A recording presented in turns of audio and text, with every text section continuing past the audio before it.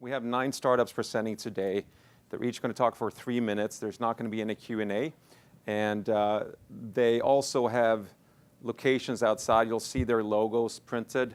So that's where you can find them during the networking sessions. And so first speaker. Thank you. Here we go. Thanks, Marcus. Always fun to try to slam 10 years of research into 3 minutes. So I will definitely try to do my best. My name is Andrei Sir. I'm the founder and CEO of Greenlight Biosciences. This thing is not working. Okay. And you can see there what our MIT affiliation is. We're chock full of MIT people, chock full of MIT technology. Our chairman of the board is Charlie Cooney, who a lot of you know, and Bob Langer is our senior advisor. And it's actually a very simple venture. What we do is we make cheap, very high quality RNA. That's it. I could finish in 30 seconds. RNA, as you guys know, is the oldest biomolecule on the planet, 4.2 billion years old. And as many groups have demonstrated, if you have control over RNA, you can actually do a lot of things, a lot of really cool things, including protecting crops against pests. Historically, the problem, of course, has been making RNA is really expensive. You pay thousands of dollars a gram in order to make high-quality RNA. And when you're spending $1,000 a gram to make a molecule, you don't really want to spray it on a field. And so what Greenlight has been able to do is reduce that cost from hundreds of dollars or thousands of dollars to about 38 cents per gram, to the point where now it can be sprayed in a field and used as an insecticide, a fungicide, a herbicide, etc. We all know the problem, right? We lose a lot of our crops to pests. A lot of them have actually developed resistance. And to add injury to insult, we also have a problem with non-specificity. We're killing bees left and right. Neonics have been banned in Europe. Sulfosaflor, which is the alternative to neonics, just recently was published to be fairly damaging to bumblebees and bees.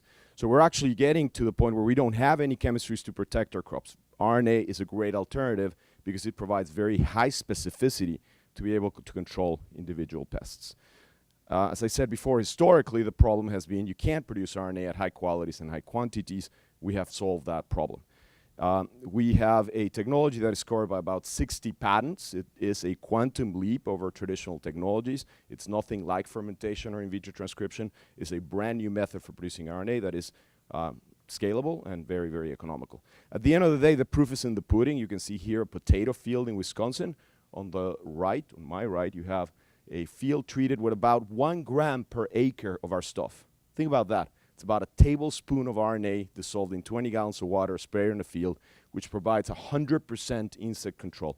We were unable to find even a single bug left alive in that field, less than 2% defoliation and over a 50% increase in yield. You can see on my left, your right, the untreated field is practically completely destroyed. What are we looking for? We already have about 10 partnerships ongoing with both pharmaceutical and agricultural companies. We're looking for more. We want to bring this technology to market as quickly as possible, and specifically we're looking for partners that are outside of the United States or partners who can give us access to row crops. Thank you very much.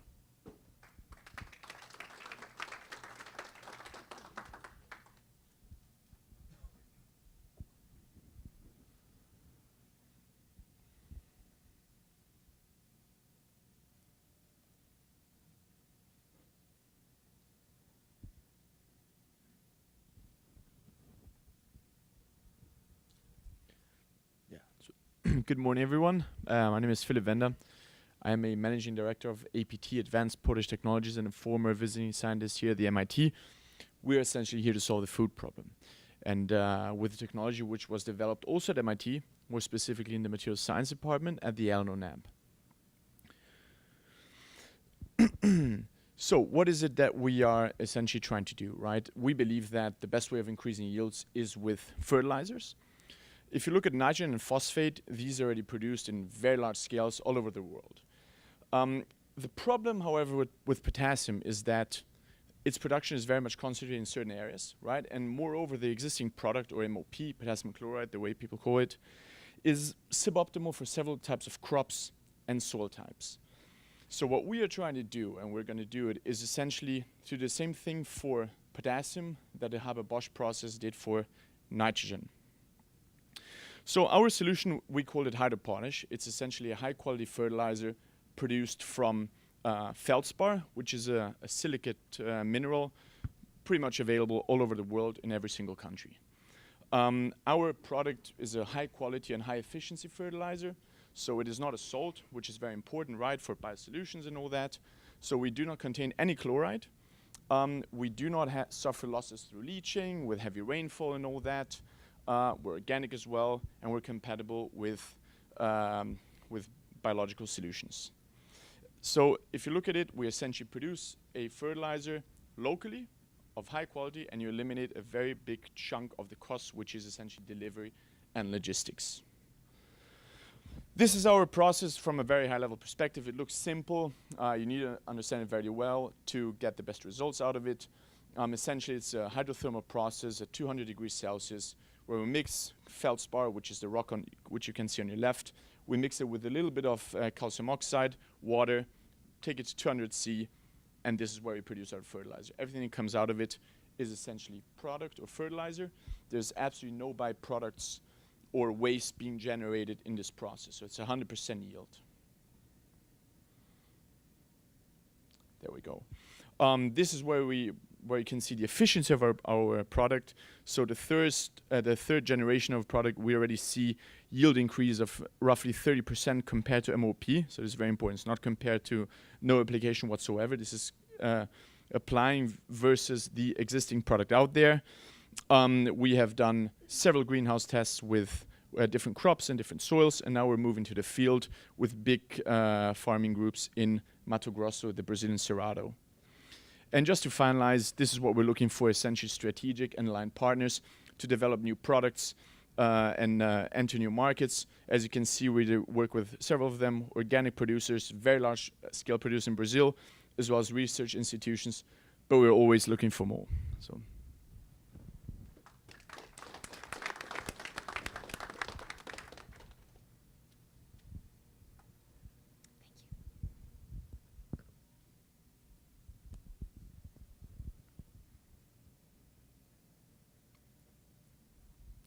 Good morning, everyone. Thank you so much for the opportunity to speak to you today. C2 Sense spun out of the chemistry department here at MIT. We've been supported by STEX 25. MIT is the engine and the Deshpande Center. So we're really excited to be part of this event. My name is Mary Smith, and C2 Sense is an industrial Internet of Things company providing a sense of smell for the digital world. Ooh. Not working? Yeah. There we go. Thanks. Gas sensing is inherently difficult. Most gases are invisible, and they typically involve a lot of complex mixtures of different compounds that are difficult to distinguish. You need something that's small enough, cheap enough, robust enough, and specific enough in order to capture this information and feed it into the wider IoT ecosystem. Nothing off the shelf solves this problem. And this is a significant problem in many markets, especially in agriculture and in the food supply chain. Gases are implicated in or result from crop health, food spoilage, and livestock health. C2 Sense is capable of addressing this limitation in practical gas sensing and mitigating some of these losses. And here's how we're doing it. Here you see the C2 Sense complete solution. At the bottom is our sensor hardware, shown here, and at the top is our custom analytics platform. I've brought one of our sensor chips, which you can see here. This is used in both the fixed and portable node. Our proprietary chemi-resistors contain carbon nanotubes and special molecular selectors. Electrical changes in this chip correlate directly to components of the gas stream, both the identity and the concentration. The data is transmitted wirelessly to our servers, where custom algorithms that we develop in-house process this data from raw electrical signals into actionable gas concentration. Using this approach, we can detect pretty much any gas we would like to. This particular chip can detect up to 16 gases. The customer selects their particular chip, and then they can view their processed data remotely in real time via our web portal from anywhere in the world. So this is what sets us apart from traditional sensor companies. The small size, weight, and power requirements of our sensors enable this IoT analytics stack. So I'd like to show you an economically relevant use case. Here you see a poultry grow-out house. Microbial breakdown of chicken waste leads to production of ammonia. That causes production losses. The chickens get sick and they die early. We have installed our sensor systems in 18 chicken barns in 6 states for pilot trials. And based on our platform, the growers can decide when to turn on their fans, bring in fresh air, and keep those chickens healthy, but not overventilate and run up costs due to excessive heating in the house. Based on our initial results, each of our sensor systems can save a grower up to $5,000 per farm per year. So in the US alone, we're talking about a total of several hundreds of millions of dollars. To that end, we're looking for potential partners and customers who are interested in agricultural gas monitoring, and we're also looking for partners who'd be interested in commercializing our technology for other industries, such as worker safety. But most broadly and importantly, we're looking for anyone who is interested in a new analytical data stream and a sense of smell for the digital world. Thank you.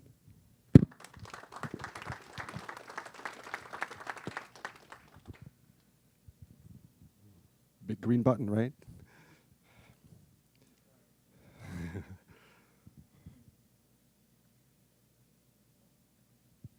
It's working. Okay, good morning, everyone. My name is Sorin Grama. I'm the founder and CEO of Transera. We're developing energy-efficient climate systems for indoor farms based on material discovered and developed here at MIT. We're a very early stage company. I'm just going to tell you about my journey and a few things that I discovered in starting this company. About a year ago, I was casting about for ideas for a new startup. I had just came out of a previous startup where I was doing refrigeration systems for agriculture, cold storage systems. And I thought maybe refrigeration is something that I could use for indoor farms. It was just an idea that was planted in my head and during one of my trips while I was working in India. So I went about and started talking to people in this industry. And I talked to over 200 people, mostly plant scientists, growers, greenhouse owners, vertical farm owners. And I was looking for ways that I could use refrigeration, my expertise. And a surprising thing that I discovered is that actually it wasn't cooling that was their biggest pain, it was moisture. Moisture control and humidity is the biggest problem that they have in indoor farms, especially hydroponic enclosures, closed enclosures where plants, high-density plants transpire a lot of water, a lot of evapotranspiration, water, nutrients coming out of the plants. And if you don't remove that moisture, you end up with plant disease and molds. So that was my first discovery. The second thing that surprised me is that there are no great solutions out there. The best thing that they use right now is HVAC systems, air conditioning systems that cool the air, and as a byproduct of that, they remove the moisture. It's very inefficient. They overcool and they reheat the air. It's incredible. As an engineer, I was just astounded. I think we have a better solution. Our material here is a desiccant developed at MIT. It's called a metal organic framework that has an absorption capability unlike any other material. It's incredible. It absorbs almost its own weight in water. And furthermore, more important, we can dry it or regenerate it, as we call it, with very low waste heat, so low temperature waste heat, which allows us to develop a new class of dehumidifying systems that are much more energy efficient, much simpler, low-cost materials. So we envision a moisture management system that can be installed in vertical farms, such as a container farm. We dry the air and we basically reduce the energy consumption of that vertical farm by as much as 30%. Last thing I discovered, and this is a fantastic market, it's an incredibly growing market. It is growing at 23% a year, actually 23% a year, then not 20%, it's $6 billion by 2023. It's got fantastic opportunities for growing foods in urban centers using a fraction of the land, a fraction of the water, but the energy efficiency is its biggest Achilles heel. So we have to find a way to do that, and that's what we're set out to do. We're looking for partners to scale up this material, so chemical partners. We're also looking for manufacturers, traditional manufacturers, to help us build this device that encompasses the material. If you'd like to find out more, please come talk to me afterwards. Thank you.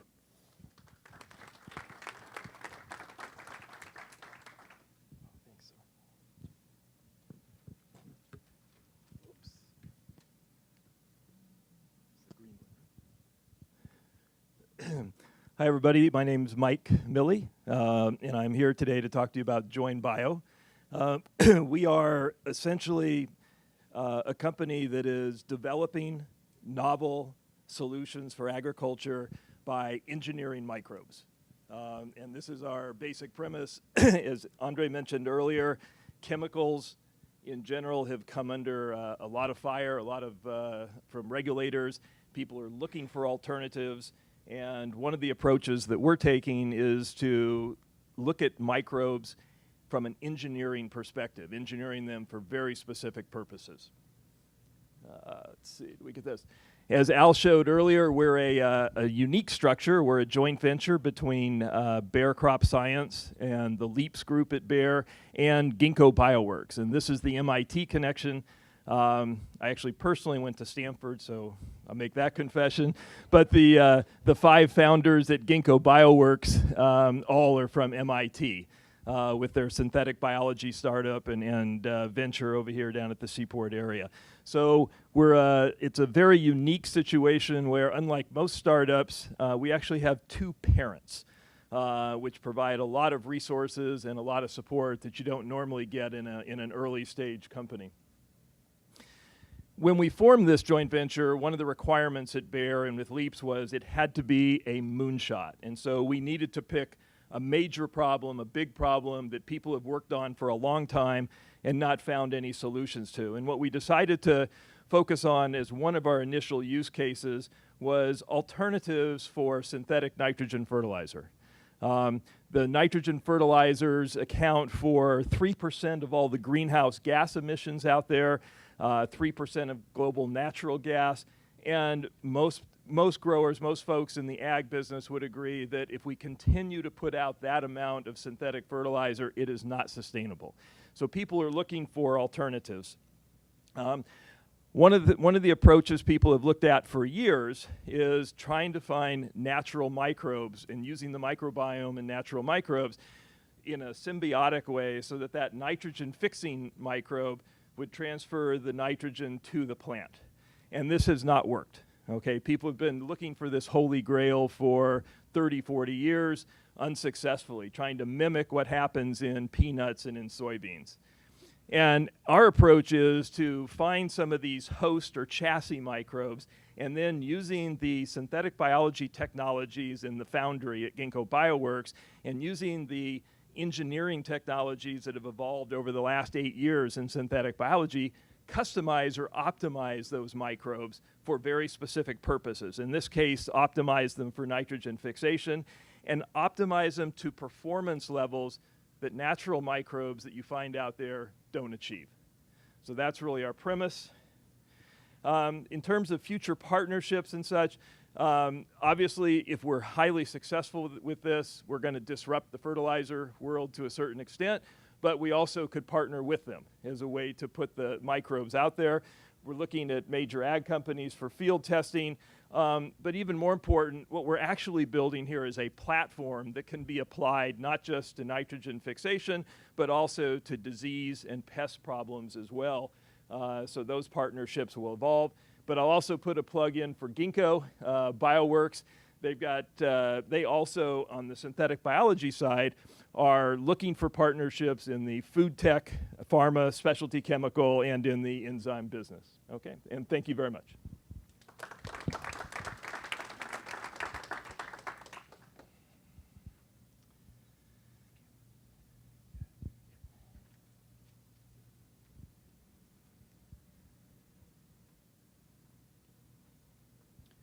Hey, I'm Adam Behrens, CEO and co-founder of Cambridge Crops. What we're doing is developing coatings to extend the shelf life of perishable foods. I'm also a former postdoc at the Langer Lab. At Cambridge Crops, we're fighting the food waste problem by extending shelf life. Today, 1/3 of the food in the world is wasted, representing over $1 trillion in economic losses.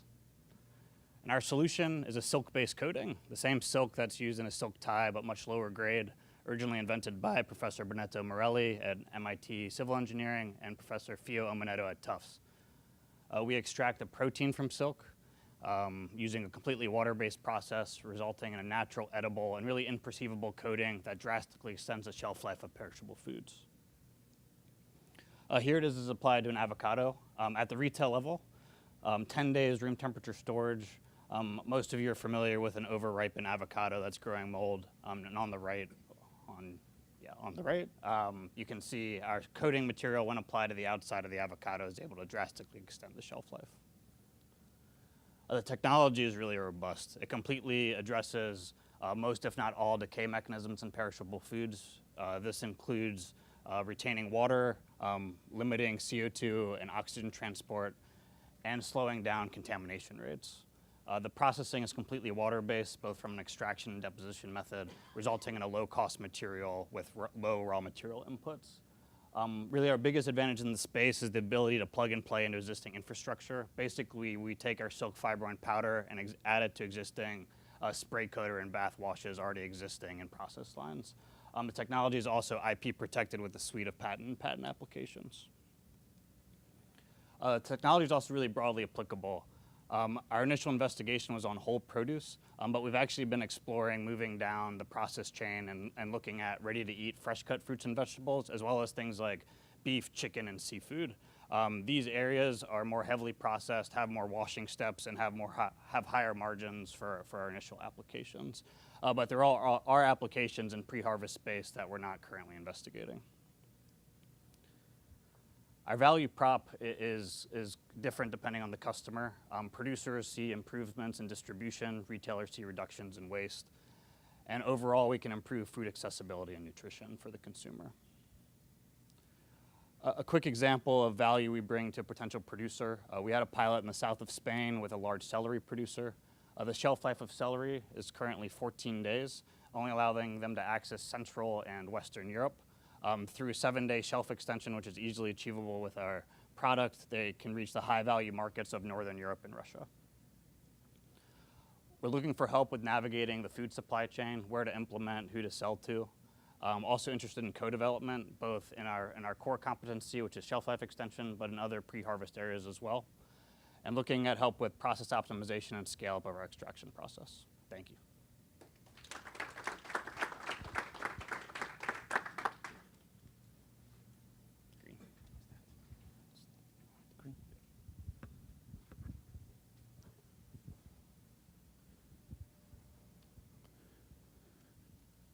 Okay. Good morning, everyone. My name is Fabrizio. I'm co-founder and CEO of Thrive, and MIT Sloan alum 2018, just graduated. I'm here today to tell you about this different kind of agtech. It's a novel lending platform for farmers, built from scratch inside the MIT, and that ultimately has the ability to bring people to invest in the development of their own food. 75% of the food production in my country, Brazil, and our rich beachhead market is done by what is called the missing middle. Their financial needs are not large enough, much larger than it's needed for the microfinance, but as individuals, they are not large enough to be appealing for the large financial institutions. They receive 25% of the available credit, and they pay at least 30% interest rates per year. This is a $150 billion market opportunity just in Brazil. As a former lender, I know that the problem is not lack of capital. Lenders do have excess capital to deploy. What they don't have is access to these farmers. When they do, the data is insufficient, very hard to analyze, what brings the loans to be costly, and most of the time they just step out of this process and leave the farmers in the hands of very few financial players. This is where Thrive is stepping in and connecting the unassisted farmers with the uninformed lenders. For lenders, our machine learning credit risk assessment helps them make smart decisions based on alternative data and portfolio optimization. Besides, it helps them to monitor real-time the credit risk over the crop season with chatbots and remote sensing. For farmers, it builds a financial tool that helps them to understand what they should do in the future in order to pay less. Our pilot's being constructed right now in Brazil in a very simple structure that brings value to every player involved. For lenders, we increase the portfolio diversification and improve the risk returns. Input suppliers sell more inputs and lend less. Farmers receive more loans and cheaper capital. Trading houses increase their commodity origination, and we connect all the dots in the middle. We have a very experienced team. I used to be a credit instructor for almost 15 years. My other co-founder used to work for one of the largest agriculture players in the world, LDC, And we built our team here in MIT with technologists and social impact people. If you want to participate and to help us to develop this agriculture credit risk brain, please come to talk to us afterwards, either by data sharing, loans for farmers, or even by joining the team. Thank you so much.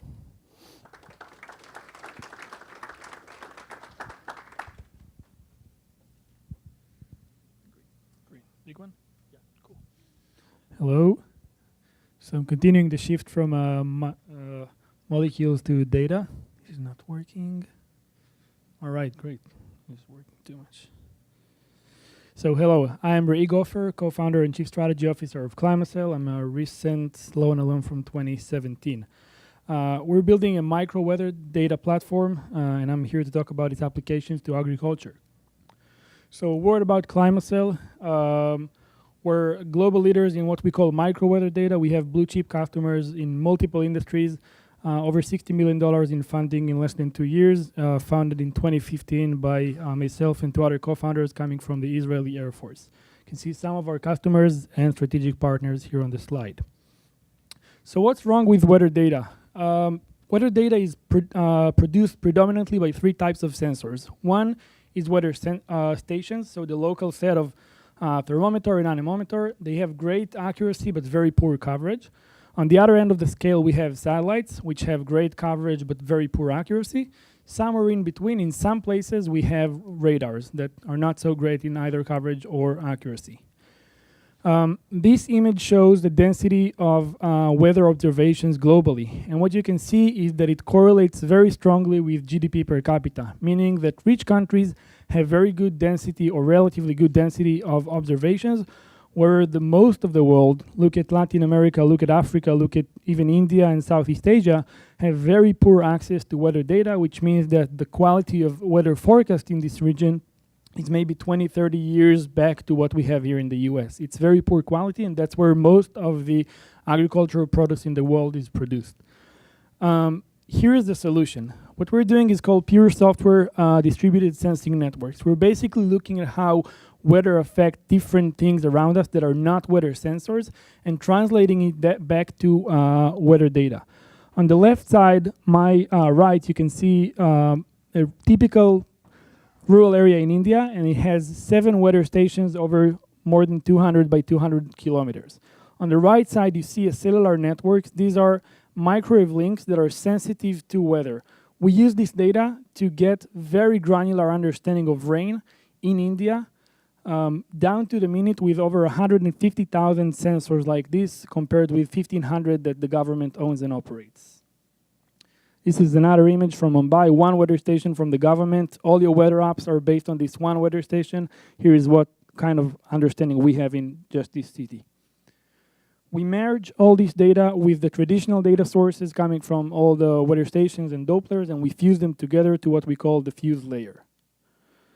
We run our proprietary forecasting model that basically are able to use this data on a minute-by-minute 500 meters resolution all over the world and produce them and basically make them available through a dashboard or an API. We're looking for partners in the agriculture space. We have design partners in aviation, in mobility, and other verticals in utilities, and agriculture is the next thing for us. There are tremendous applications starting from precision agriculture, doing 500 meters grid minute by minute everywhere in the world, to crop insurance, of course, and disaster management. If this is interesting, come talk to me later.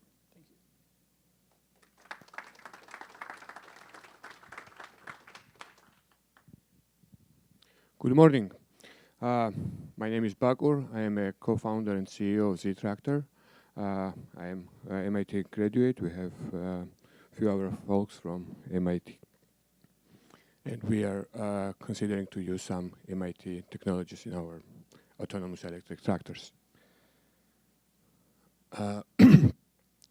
You all seen these pictures, and you can also relate them. What it's about, somebody mentioned here, maximizing resource use and increasing efficiency. What we believe is that next generation of the tractors should be electric and autonomous, and that's what we are building. to address the problems, problem number 2 and number 1 and 2 is obviously with the bringing alternative power, which is lithium-ion batteries, and reducing emission. To address number 3rd problem, which is labor, it's autonomous driving and operation, which is increasing efficiency. To address the maintenance problem, I was running a tractor rental company, and what creates the problems, it's diesel-related technologies, which are costly to replace, and it's human drivers. So we address this problem with electric and autonomous. And that's the driver errors. You see the pattern is not very clear and it's true for any operation. So lithium-ion batteries made possible trucks, buses, cars, bikes, scooters, and we believe that now time is for tractors, and we offer all-electric autonomous tractor with the robot tractor, basically with the no diesel, no driver. What we are looking for is partnerships and early adapters. We have few food companies who are considering to order our tractors and gain the rights to use the label, which is unique to every autonomous electric tractor, which is zero emission farm product label in blue color, which is becoming quite popular. Thank you, and looking forward to see you by our booth outside.